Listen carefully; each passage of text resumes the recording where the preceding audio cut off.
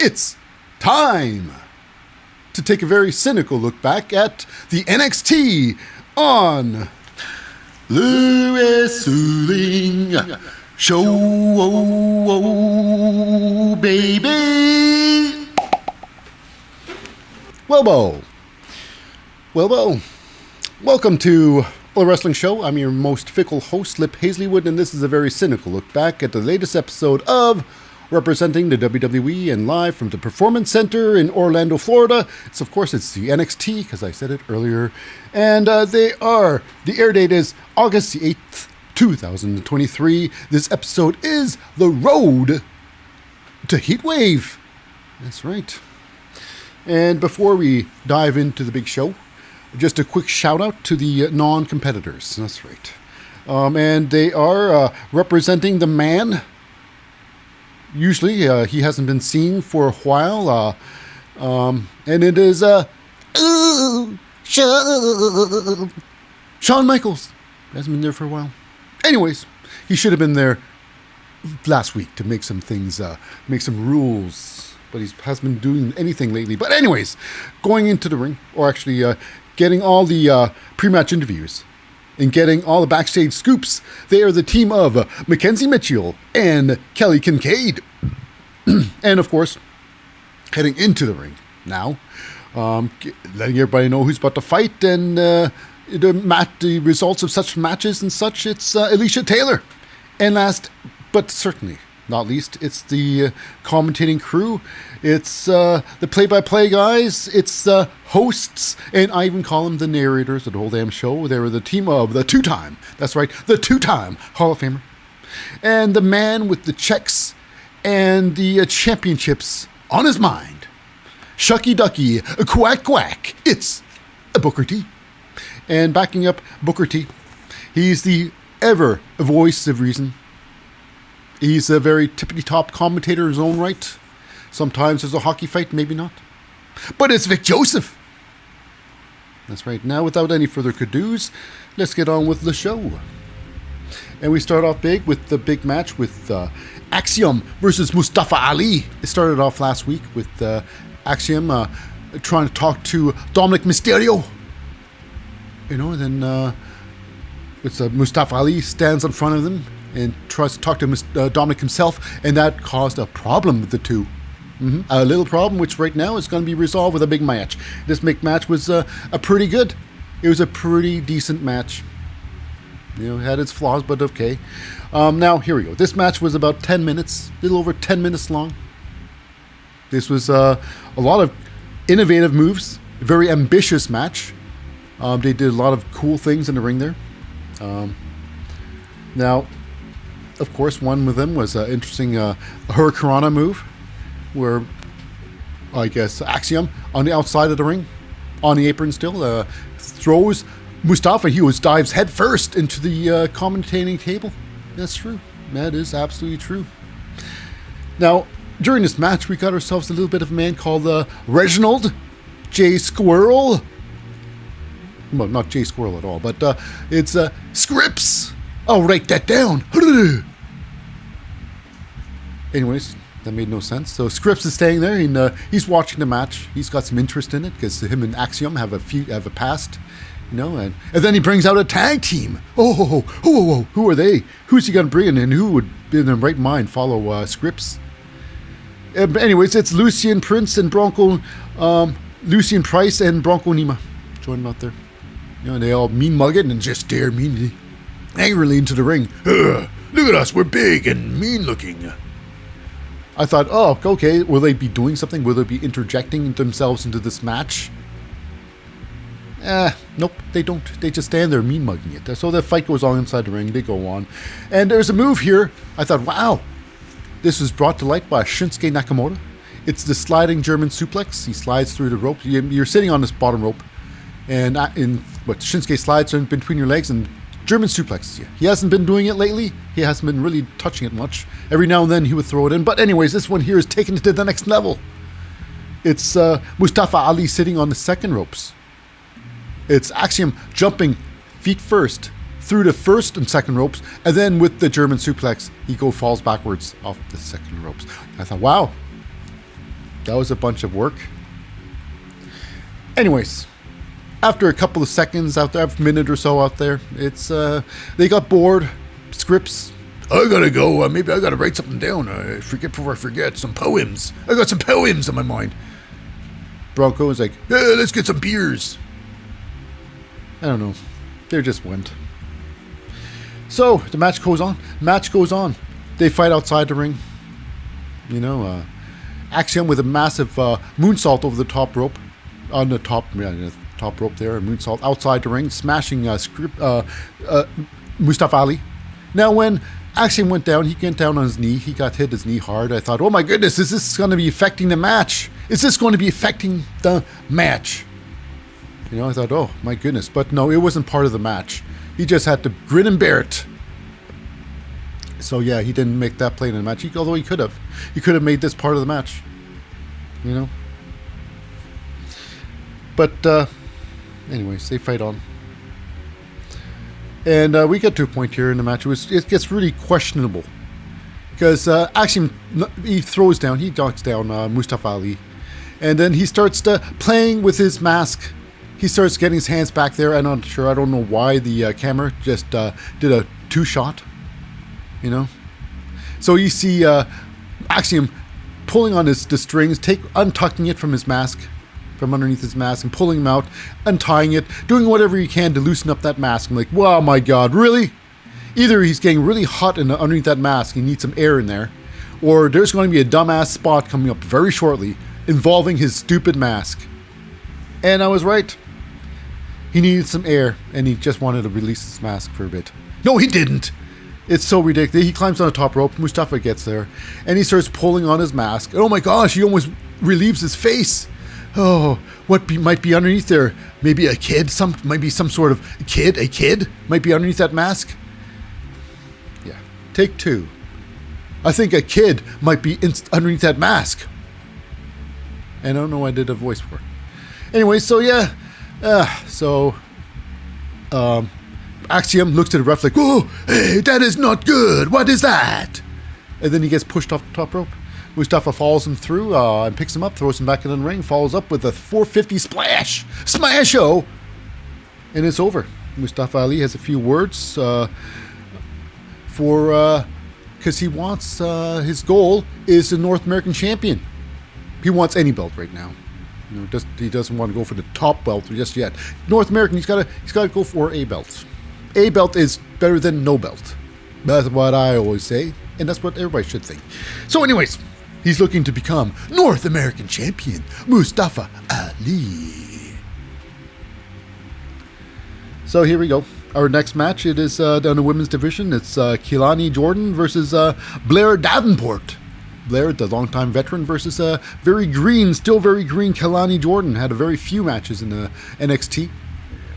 But it was Dana Brookie, the longtime veteran of over 40, 50 years inside the business. Long time! And she basically did nothing. She's the 24/7 champion for a quick minute. You know, and so was Santa Claus, apparently. A lot of other people were. Anyways, so yeah, Dana Brooks' only accomplishment is 24/7 gold. So she's saying, Kiana James, you should go in NXT style like going into prison. Yes, going into prison. You call out the biggest guy and you beat them up. You show their dominance. You know?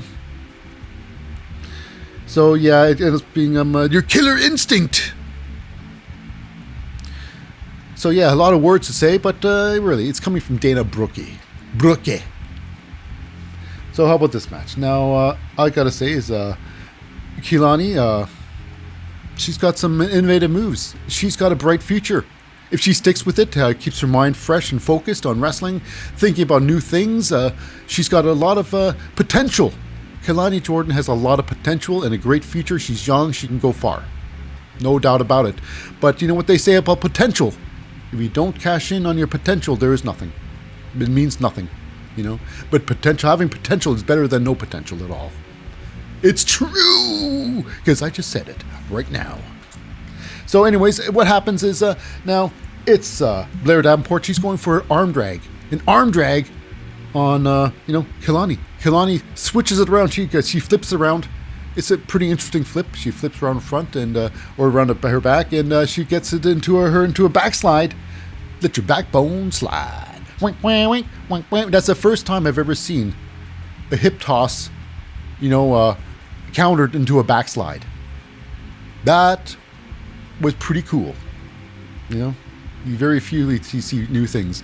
Anyways, the end sequence was here. It was pretty good. A lot of back and forth, but Blair Davenport, she was straight up ruling this match. And at the end part of the match, Blair gets Kelani outside the ring, outside the ropes, and Kelani tries to get in there by giving her a shoulder tackle going into the ring. But Blair sidestepped it and kicked her right in the belly. Right in the belly. Blah, blah, blah. She couldn't take it. It was just too much for her. She sagged on the ropes there for a good couple of seconds. Enough time for Blair to get on the top rope and then jump off with a double stomp. The double stomp onto the back of Kelani. Then that's not it. There was just the warm up before the big finisher. And it's she grabs Kelani's hands, and then she follows in with a massive knee to the face. And that was it. And the match was about, 3.5 minutes. It was a fun match. Kelani loses. Blair Davenport wins. But however, after the match, oh my goodness. I guess Dana Brooke tried to show her killer instinct by looking crazy. She takes off her belt and she chases Blair Davenport around. Blair's like, "You crazy bitch!" She gets out of the ring there and runs away. And then, what's that? Dana Brooke gets back in the ring there, all crazed out. And then Kelani, she says, "Hey there, I'm right here." She turns around and all her hair and all her weaves is going everywhere. I guess my hair is just insane. She almost whipped Kelani with that damn belt.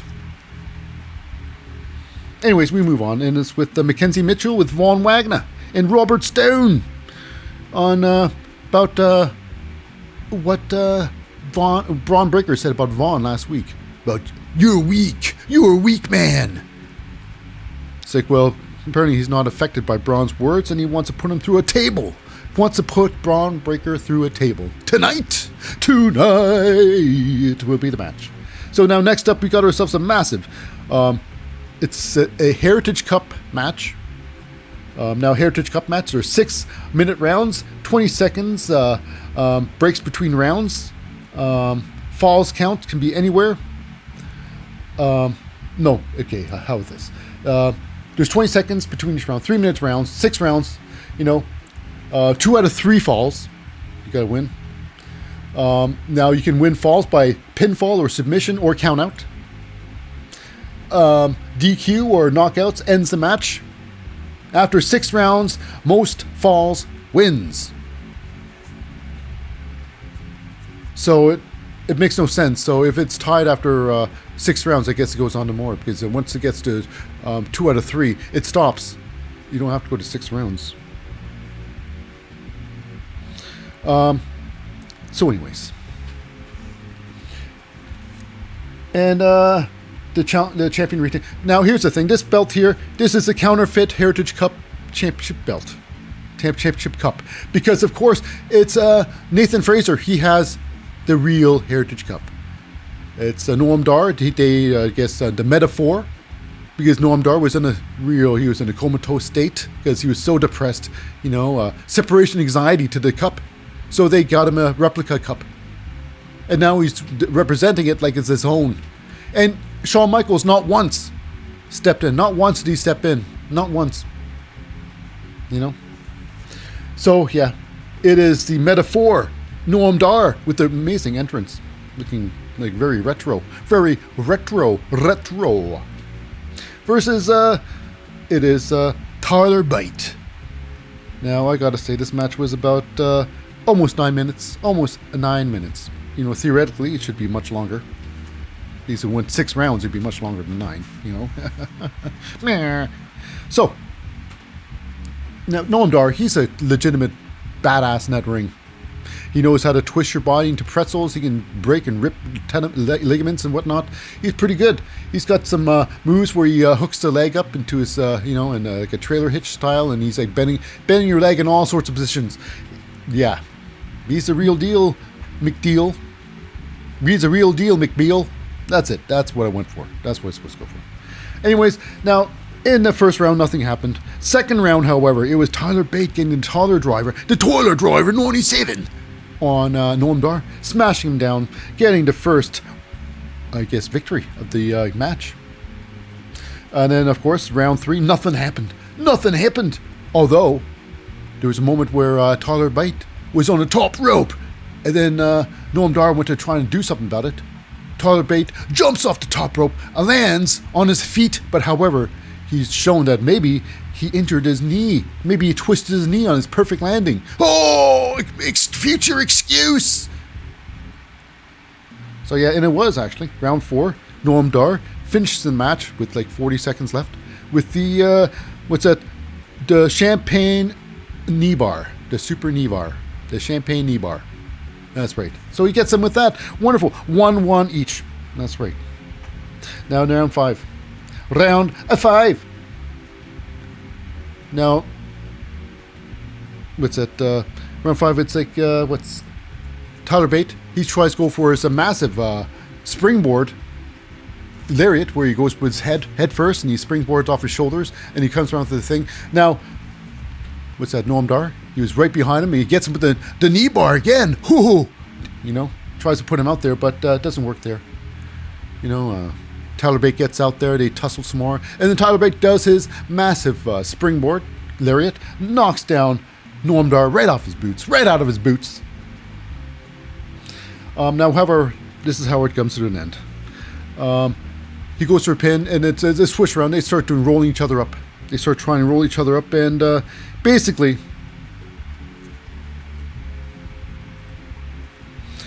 what's that? Tyler Bate gets rolled up by Noam Dar, and then Tyler Bate rolls up because it was Tyler Bate ends up rolling up, Noam Dar at the very end. So it was a roll-up victory for Tyler Bate, and taking it in the rear in this match is, of course, Noam Dar. And walking away as your new counterfeit Heritage Cup champion, it's Tyler Bate. Now moving backstage, we got ourselves something hilarious. It's Hank Walker and Tank Ledger thinking about new tag names for a team. What's best suited for them both? What can they both have? And Tank's like, oh, I got a great idea. How about we call ourselves Smash Mouth? Oh, I think it's great. I love the sound of that. And then Hank Walker's like, I don't think so. Maybe something that better suits us is, maybe we can be called Chamba Wamba. That's even better. Now, they didn't say that, but it'd been funny if they did. So anyways, we got ourselves the Skiz. Comes back there, and the Skiz wants, they want the Creed brothers still. And they don't know where they are. We just think about tag names, and they get beaten up. Okay, so next up, we go backstage there with Mackenzie Mitchell and Dragunov. Ilya Dragunov. Now, Dragunov wants to do all his talking at ring, and he wants to call out the culprit, which is Trick Williams, which is going to come up very shortly. So next up, we go backstage in the locker room. We've got Dijak. He's back there. He wants to, he's talking to Carmelo Hayes, and he wants to prove himself. He wants to prove his medal, and he wants to prove it to one person only, and it's to Carmelo, because he wants a piece of him and a piece of that gold, apparently. While he's talking, we got ourselves Wes Lee walking right in front of him. Just like last week with Axiom and, Mustafa Ali and Dominic. Just like that. Just ignores, Mustafa ignoring, Axiom. Just like that. So Wesley's treating Dijak like he's a nobody. And he wants face-to-face with Carmelo Hayes. But however, Dijak does not like to be disrespected, because he totally disrespects Dijak there. It's insane to disrespect Wesley did for no reason. I thought Wesley was a good guy. I thought Wesley was a good, genuine guy. But straight like that, it's like, I don't get it. I don't understand. That's not like Wesley. So anyways, maybe because he's not the same, because he does not have that belt, that North American Championship belt is not his. So he's a little bit frustrated. Who knows? Anyways, Dijak gets in his face, And then Dijak walks away. Wesley turns around to talk to, Carmelo Hayes again. And just like last week with, Mustafa Ali, Mysterio left. off camera, and he's like, gone. Oh, where did he go? Just like Carmelo Hayes. He left camera, and he's like, gone. So, next you know what, Dijak attacks. His back, the back of Wesley, just knocks him down. And then, what's surprising, I couldn't believe it, either someone who looks incredibly like him, but it's Giovanni Vinci was there to make sure that, Wesley was doing okay. If he's not Giovanni, he looked awfully close to Giovanni. So now we go into that ring with Ilya Dragunov. Now he's all mean mad. All mad, mean mad. Mean mad. And he talks about taking responsibility for his actions. He wants Trick Williams. It's funny because he's still blaming Trick Williams over his losing against Carmelo Hayes. So ridiculous. Trick Williams didn't attack him. It was ridiculous. So anyways, Trick Williams comes out there and he says, listen, what are you talking about? He brings his own words against him. Trick Williams is great. He is great. He was a great hype man, but he can be great solo because his mic skills are very good. He's very intelligent, and he brings up past scripts, past what happened, past history, which is great because now he talks about, you talk about collateral damage happening while you're in a ring area. Well, it happens. It's collateral damage, so what? You can't be a hypocrite over that. And besides, it wasn't me that hit you in the head with a belt. You rammed your damn head into the belt. It's straight up. So it comes down to this. Trick Williams says he's straight up challenging Ilya Dragunov for a fight at, of course, it's going to be at Heatwave. And I truly think this is pretty good intense. Dragunov getting all intense in that ring there. He's all intense. Dragunov truly is an intense person. I think, like I always say, Dragunov is a gatekeeper to DNXT or anywhere here he's at. If you can keep up with Ilya Dragunov, you belong in where he is at. You belong in the NXT if you can keep up with Ilya Dragunov. If you can beat Ilya Dragunov, my gosh, there's no limit. I think to where you can go, what you can achieve in wrestling. So that's gonna be. I'm looking forward to that. Dragunov obviously wants to break. I want to break you. Break you! So, regardless, it's going to be very good. I think Dragunov versus Trick Williams in 2 weeks. I'm putting money on Trick Williams for victory because this is what Trick needs. He needs this. Dragunov, he can lose. He can tend to lose again. He's the type of guy who can land on his feet. Besides, Dragunov's a great push guy. Now, moving on, we go backstage. It's with a little bit of Mackenzie Mitchell with Charlie Dempsey and Drew Gulak about their future match. They're supposed to have a match with Hank Walker and Tank Ledger. Now, they can't compete tonight because they got the beat down by the Skiz. That's right. And however, you're talking about, nobody's tough enough. They're not tough enough. And then we got Damon Kemp coming up there. Hey guys, hey, look, it's me. It's Damon Kemp. You're looking for a tough guy. I'm a tough guy. Hey. He didn't really say it like that, but he thinks he's a tough guy. And then Brooks Jensen and Josh Briggs, they step up to the plate. Because obviously, Tank Ledger and Hank Walker, they're so damn green. So damn green. They should really be in level up green, They need a couple of years of wrestling to actually... they're too green. So this would be a better match. Josh Briggs and Brooks Jensen versus Charlie Dempsey and Drew Gulak. Now here we go. We go to Kelly Kincaid with Braun Breaker. And what do you think about? So what do you think about Von Wagner putting through a table?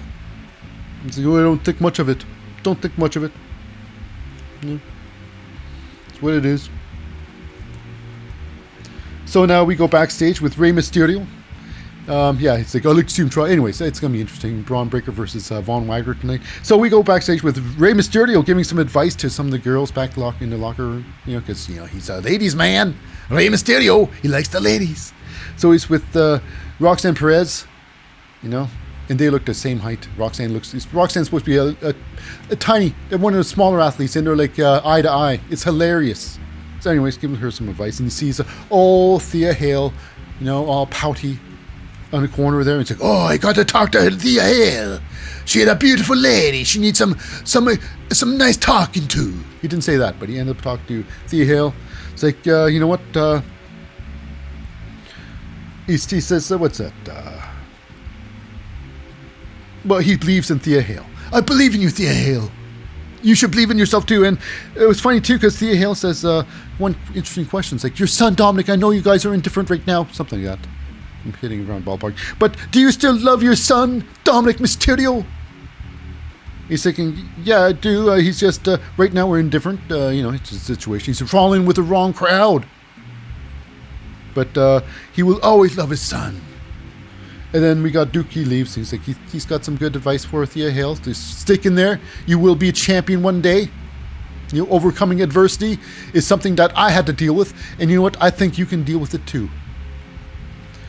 So then it's Andre Chase and Duke Hudson goes down there. And Chase's like, hey, can you believe it? Rey Mysterio's here. And then, Thea Hale, she's like, you know what? Yeah, he was here. And unlike you, Rey would not have thrown in the towel. Mm-hmm. It's like, ooh, shnikes. So now with that, we go to our match. It's Braun Breaker versus Von Wagner. Braun Breaker versus Von Wagner in the ring there. Now, what got me very stranged out was that Booker T, he says this. Well, there's a whole lot of meat in that squared circle. Someone is going to get hurt. And I'm hoping it's you, Vic Joseph. Really? Why would you want Vic Joseph to be hurt? Because he's intelligent? Because he is not afraid to call you on your bullshit? Hey, he's just doing his job. He's entertaining. But no way should he, regardless. But to wish he was hurt, that's kind of weird. Kind of weird that he'd say that. So now with me saying that, calling out Booker on what he said about Vic Joseph, let's go on with the match. Now, Braun Breaker calls Von Wagner soft. Von Wagner is a big guy, but Braun Breaker is the real deal. He's a real deal Alan McBeal. Like, he is a tough guy. He is, in my mind, he is the Mike Awesome. He's that damn good. He's no longer a champion, but you know what? He is a dominant performer. Period. Hands down, no questions asked. This match here was about a little over 5 minutes. Almost 5.5 minutes. Braun Breaker took his beatings in the beginning. He got thrown around for a little bit, but we all know Braun Breaker was in charge in this whole match, really. Even took time to do some push-ups. While Von Wagner's down. Now, Von did, I guess, he did turn things around. Now, they've been hitting those ropes, and it's like what Big E would say, it's slapping meat. And they've been slapping meat this whole time because they'd be hitting the ropes, opposite ropes, and they'd be bashing into each other. Von Wagner in clothesline, and they just hitting each other, a collision course, so to speak. Now, the last one they had was they go for a double clothesline.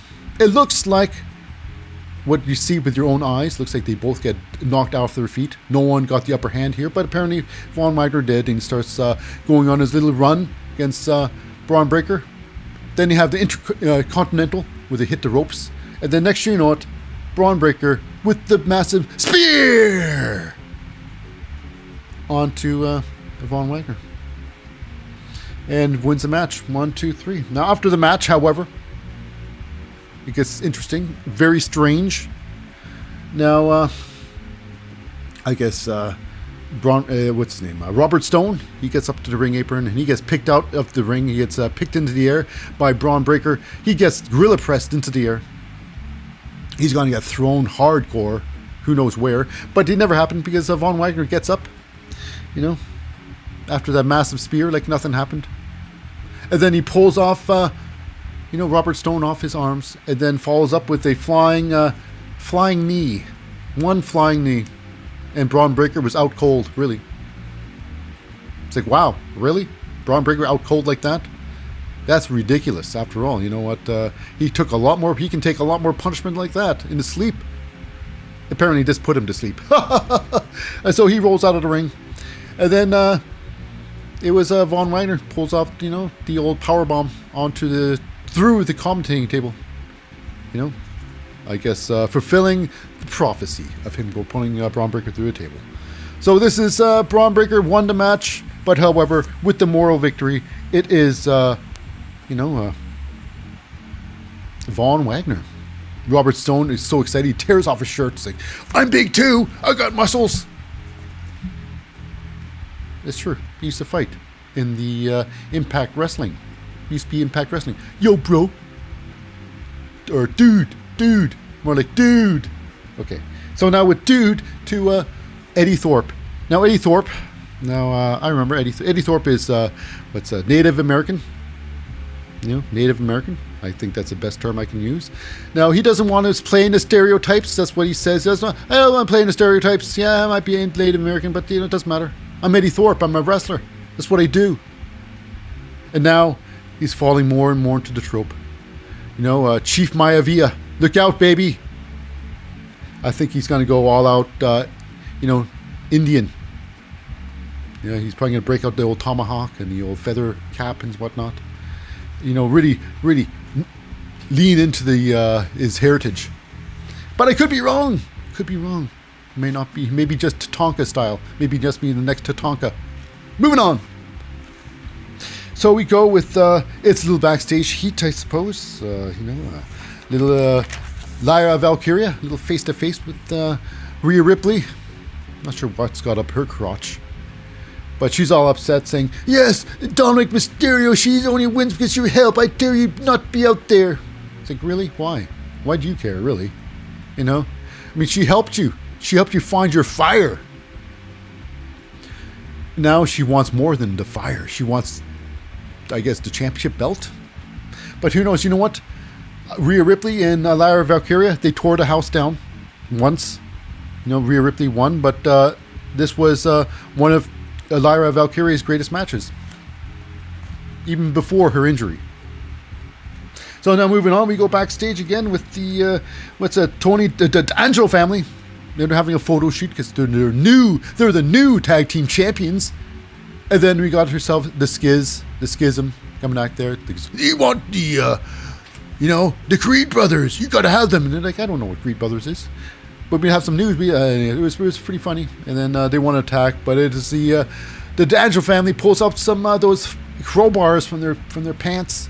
Yeah! Yeah! So yeah, they got away scotch-free this time. No one beat up the old D'Angelo family.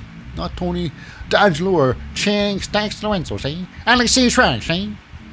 Trying to beat me up, see? I got a crowbar, see? So next match, it is a tag team match. It is an interesting one, of course. It is between, what can I say? The Country Grit. The Country Grit. Country Grit. Not the Country. Country Grit. Team Country Grit. Brooks Jensen, Josh Briggs with their girl, Fallon Henley at their side, and they're fighting Charlie Dempsey and Drew Gulak. And they've got someone named Miles Bourne by their side. And, of course, Drew Gulak wearing his traditional trunks with the sausage links in the back. The sausage links in his back of his trunks, because he loves those sausages. Those sausage. So this match here was about almost 6 minutes. Almost 6 minutes long. During the match, beginning of the match, of course, Drew Gulak wanted some water and asked for some Miles Bourne. Miles didn't bring water, and he said, "You're useless! Get the hell out of here!" And he does. So the match goes on. Now it was a lot of fun. It was a lot of fun, back and forth there. And then at the end of the sequences was Brooks Jensen going for the pin on Charlie Dempsey, and is broken up by Drew Gulak. And then they all fight. Start fighting outside of the ring. Drew Gulak,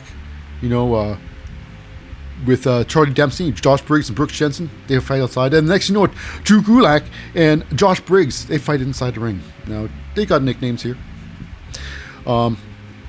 Brooks, Floppy Boots Jensen, and Josh, Street Clothes Briggs, because that's what they have. Floppy boots and the I'm not even bother getting some ring gear Jensen.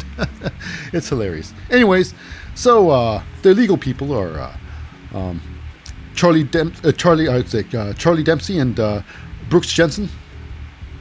And Josh Briggs and Drew Gulak roll back in the ring there. And they're fighting outside with Brooks and Charlie. But ends up, surprising surprise, Damon Kemp runs in the ring there. And he massively exploder suplexes. While the referee's back is turned, exploder suplexes, Brooks Jensen. Ref's back's turned because he's not bothering looking outside, And then when he rolls Brooks Jensen back in the ring, it is, of course, Charlie Dempsey with the massive dragon suplex. The dragon suplex lands him on his back of his neck, gets 1, 2, 3. It is over! And yeah. Josh Briggs and Brooks Jensen lose because of the help of Mr. Damon Kemp, Mr. Potato himself, helping Charlie Dempsey, Drew Gulak with a big victory. I guess this will be very favorable for him joining their team now. Damon Kemp joining another team. So yeah. So now we go backstage. It is hilarious. It is. I laughed out loud. Dana Brooke is very upset with Kelani Jordan. Because oh my god, it is hilarious. And she's bringing all her insecurities onto Kelani, And basically, it's about this. You don't have the killer instinct. You need the killer instinct. And basically, Dana wants to show Kelani what killer instinct looks like. What killer instinct looks like. Really? Dana Brookie. Killer instinct. Saying what killer instinct should look like from her. Against Blair Davenport next week. Now, unless, of course, it's going to be a no disqualification match, where then she can rely on weapons, so then she doesn't have to rely on wrestling abilities. It could be entertaining. But however, what I see happening is Blair Davenport. She will be setting the example of what killer instinct looks like to Kelani. Kelani deserves better, I think, and who knows? Maybe if the cards are played right, if Kelani and Blair Davenport. To the moon, baby. So now we move on to the women's division. It's Ivy Nile versus Kiana James. Kiana James, the new Kiana James, more heel like Kiana James, more determined Kiana James. Ivy Nile, of course, on her own. On her own, no diamond mine for her, baby. But she's using diamond mines music. Anyways, this match here, it was interesting to say the least, because it starts off like this. The bell goes, Ivy Nile. Now, Kiana James has her bag, her hand clutch, her handbag, whatever it's called, And the bell hits, and she throws that purse at Ivy Nile after bell's rung. So right there, disqualification. You cannot use a weapon on somebody. Now, if that bag was put onto the ground, and then you DDT'd that person onto the bag, fine. Perfectly legal. But if you throw it at somebody, that is not legal. That is disqualification right there. So so it's ridiculous off the bat. And Kiana starts with a fast kick to the stomach and gets out of the gates pretty quickly. But however, they take the fight outside. Kelani ends up smashing Ivy into the post. And then with a suplex outside the ring on a soft, 4 or 5 inches of foam, a massive suplex on that foam. Massive move. Now, we got a point here where, Ivy Nile gets on the dragon sleeper onto Kiana. But Kiana breaks out of that move. But inside this match here, it goes on. And now, this match was about 7.5 minutes. Roughly 7.5 minutes, maybe under. But we got ourselves the entirety of Schism and their masked friends, Schism, now I gotta say, right now Schism's reminding me a lot like the Dark Order. That's right. I think Joe is the evil Uno with the group. So yeah, they surround the ring there and they start in unison. They're slapping the ring. Slap, slap, slap, slap. Not really slap, but it's slap and constant slaps, And let's go Creed. Everybody's saying that. It's hilarious. Anyway, so the match goes on. And eventually, Ivy Nile turns things around and starts owning some, Kiana James, but here's one move. Kiana James, now, I think this. Nile really hates taking bumps in general. Now, they have this one move. It's the Thez Press. It's supposed to know the Spine Buster, from the Thez Press. Spine Buster, where it is Nile gently placed down from the Spine Buster. It was weird. But anyways, it was Nile. She applies the Dragon Sleeper onto Kiana James. She can't get out. Nile walks herself towards Avarain. Avarain takes a swipe at her leg. Nile, like, not having it today. Not today. And she throws down Kiana James, and she goes to give Avarain the evil eye. And then she turns around to Kiana James. Kiana grabs her by the arm and arm whips her to the ground, face first. And then, now she usually has the, the tax, I can't remember her finishing move, but she really has this, the sling blade, what's that? Flatliner. It's like a sling blade flatliner, the tax credit, whatever it's called. So she usually has that fourth move, but I don't think, what Nile can take that such an advanced move, the sling blade to a flatliner. So this move turned to a, it's like a modified. What this finishing move was a modified, they called it the, the deal breaker. The deal breaker. And it's a modified, what's that? The eat the feet, which is eat the knee. So she puts, instead of the foot to the face, she puts her knee to her face and she drops down to her back, a back bump. And that was the match. And after the match, of course, we got ourselves the schism going in there. And I guess they want to know where the Creed brothers are. So then they go on, they interrogate Nile in the ring there. And then, oh no, not going to hear that, because it is the D'Angelo family, crowbars and all, running to the ring to Nile's rescue.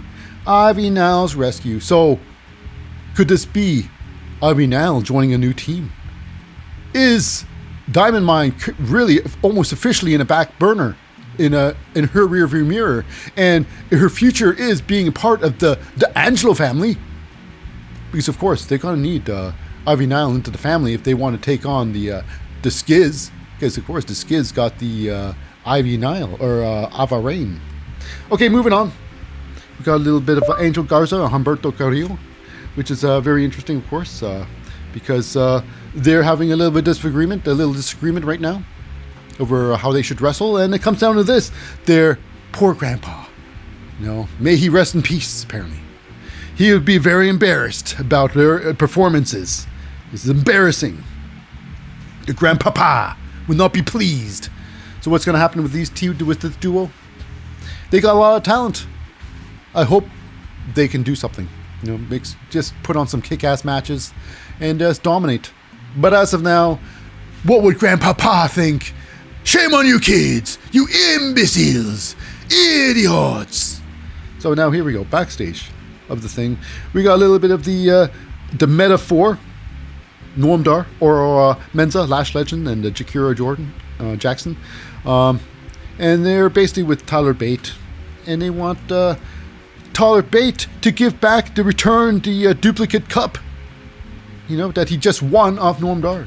And then we got Nathan Fraser pop in there. He's got 2 cups. Now they got 2 cups. Now I thought the inevitability of the cups will be Nathan Fraser versus, Tyler Bate for a unification match. And see who's the real champion is. But however, it came down to this. Nathan Fraser wants Noam Dar to admit that this cup is a fraudulent cup, a fake cup. And to say that in order to do that, he said, listen, I'll have, Tyler Bate give back the cup if you admit that it's fake. And then I'll give you a rematch in 2 weeks at, Heatwave. So yeah, Tyler Bate does give the cup back, and going to be a big match at Heatwave. It's pretty good. It was a lot of this huge, to get together. They had great chemistry. Noam Dar is just amazing. This whole thing was just a lot of fun. Lots of fun. Now, who's going to be the Heritage Cup winner after Heatwave? Maybe Noam Dar, because he's that damn good. but anything can happen. Nathan Fraser is very good too. Very insanely good. Anyway, so we go backstage again with Mackenzie Mitchell with Tiffany Stratton. And after her big victory over Thea Hale, what is next for Tiffany Stratton? Apparently, Tiffany Stratton wants to do some serious shopping. Lots and lots of shopping. And she's okay. So what about a competitor, a challenger? Nope. Because you know what? If Roman Reigns can go like, once every 3 months with a match, then she can too, apparently. Jeez. Champions. God damn. So now with that, we go backstage with Trick Williams and talk about interviewer out there, unknown interviewer. So what about Ilya Dragunov? It's like, I'm just getting warmed up. So then he finds that Wesley rides by there and he's like, hey, give a message to Carmelo Hayes. It's like, hey, listen, I'm no messenger boy. You talk to him yourself. I will. And then he turns around and finds that it's Damon Kemp with Charlie Dempsey and that's that Drew Gulak in his face there. And it's hilarious in Trick's face. And he's like, you know what? There ain't no camp. First of all, he's like, Damon Kemp's like, hey, looks like you've grew a pair when you left Carmelo Hayes. And Trick Williams says like, well, looks like you've eaten a pair of hamburgers. It was hilarious. Anyways, Drew Gulak is saying that, you know what, hey, there ain't no camp in the world that can help you. There ain't no camp to help you. And you know what? Comes down to it, we can't help you either. And then Trick Williams is like, guess what? I've not even asked for your help. I don't want your help. It's besides, you guys are a bunch of Oompa Loompas. That was hilarious. But anyways, it's going to be a match. It's going to be Trick Williams' warm-up match against Drew Gulak next week. So yeah, I believe I call it a warm-up match because I think Drew Gulak will lose. Trick Williams will win to his big match with Ilya Dragunov. Because Trick Williams, he's got some serious mic skills, and I think they're giving him a push. So next up, we go into the ring there with our main event match. It is Rey Mysterio, suffering from full whiplash. He should be at home resting, but instead he wants to see his son fail, and he's calling out. He's introducing the next North American champion, and is Dragon Lee. Dragon Lee comes out there and versus the Judgment Day's Dominic Mysterio with Mami herself. So Mami showed up to the ring. So I wonder what's going to go down here. It's like Dominic Mysterio. It's his route. It's just like the tribal chief Roman Reigns. He's going to need some help. But regardless, it doesn't matter how he wins. The paper says he won. The books. So this match here was about 11 and a half minutes. This was a good match. Good, solid match. This was a very fun. The wrestling, it was great. Dominic Mysterio, he's intelligent. He's got some great heel maneuvers. His wrestling ability is top notch. He's young, and he's already a champion. So yeah, Dominic Mysterio, he is definitely one hell of a wrestler. Period. And this is the heat he's getting. Yeah, he deserves where he is right now. He's doing some amazing work. This match here was next level. This was a great match. It was well put together. Including, they had a moment outside there where Dominic is out there with Rhea and Rey Mysterio get face to face. Now, I was hoping for sure that this match was would be Rey Mysterio turning on Dragon Lee and helping his son win. I was hoping his son was getting real badly hurt. Somehow Rhea Ripley would be taken out of the match before the match is over. And then Rey Mysterio helping out his son. Oh, that would have been like, oh. Always, when your son, you guys help up your blood. You got to help your blood no matter what, might be. So, didn't happen. The match goes on. Dominic Mysterio, he's got these tassels on his boots, and one of his tassels were coming off, his length of tassels, a string of tassels coming unloose. So he plucks it off and throws it at his dad's face. It was hilarious. It was smack diggity hilarious. Now, during this match, near the end of the match, we got ourselves a little bit of hopefully, a repeat of what happened earlier, except it's Dominic Mysterio working on the strings of Dragon Lee's mask, trying to pull that sucker off. However, they fight on. Dragon Lee's mask stays on. They climb to the top rope there. They try to battle, and Dragon Lee, with his move, Alberto Del Rio. His move where he does a stomp on the corner, which you're leaning back and he stomps you on the chest. But this one here was probably the one that made sense the most sense of how this happened. Because Dominic Mysterio, he's got a great mind. He's got a great wrestling mind, Dominic. No diggity. Now, there's a few times Dominic Mysterio came very close to the losing. Dominic kicking out of pinning situations. Now, Dominic Mysterio gets a massive, 619. But here we go. The end of the match sequence. Dragon Lee gets a massive powerbomb on Dominic Mysterio. Dominic just kicks out of it. Now, the end sequence was this. It's Rhea Ripley. She grabs both belts. One belt, just like last time. She throws it into the ring. Throws it towards Dominic rather than the referee this time. Throws it to Dominic Mysterio. Dominic grabs the belt. Rhea Ripley, she's setting up somewhere else. Dominic sets up for a big hit. But then it's Rey Mysterio. He jumps on the ring apron and pulls the belt away from his son. And here's where it gets strange because the referee now, Rey Mysterio, grabs the belt off his son and jumps off the ring apron outside, out of harm's way, out. He's no threat. Referee decides to, to talk to Rey Mysterio about something. I'm not sure. Hey, tell me something. How are taquitos made? I love them. Rey's like, I don't know what you're talking about. So while he's doing that, Dragon Lee hits those ropes. He's going to do something off the ropes.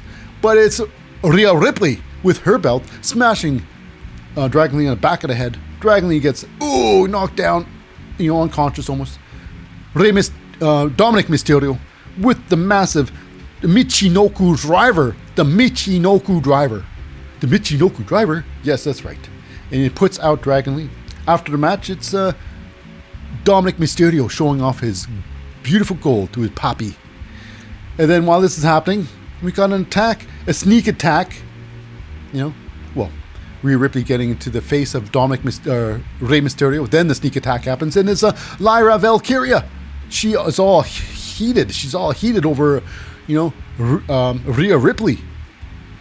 So she attacks Rhea Ripley, and then with a massive spin kick to the face. That's right, Judgment Day. Dominic Mysterio, Rhea Ripley escape like thieves in the night. And inside the ring, it's, Dragon Lee and Lyra Valkyria and Dominic and Rey Mysterio in the middle there. Saying, these guys are champions. Anyways. Now, that does it for... that wraps up for this week's episode of NXT. Now, if you are a podcast listener, stay tuned for after this short break. We'll have some SmackDown. However, our YouTubers, this is it for this episode. So stay tuned for another episode. It's probably going to be SmackDown. So I've been your host, Lip Hazlewood. Lip Hazlewood saying, I'll see you next time.